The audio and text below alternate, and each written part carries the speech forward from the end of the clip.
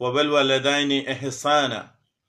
আল্লাহ সুবহানাহু ওয়া তাআলা পিতামাতা সম্পর্কে সন্তানকে হুকুম করছেন, আদেশ দিয়েছেন।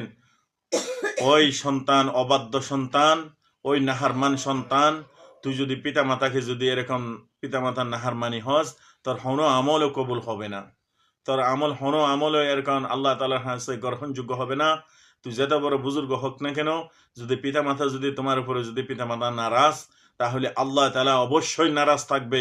এই জন্য ওই সন্তান সবচেয়ে ভালো সন্তান, নেক সন্তান, যে পিতামাতাকে রাজি খুশি করে পিতামাতার এরকম সন্তুষ্টি রাখে।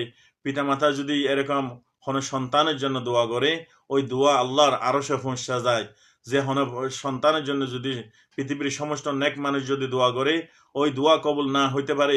যদি পিতামাতার যদি সন্তানের জন্য দোয়া করে, ওই দোয়া আল্লাহ তাআলার কাছে কবুল। এই জন্য কোনো পিতামাতাকে এরকম অসন্তুষ্টি করা যাবে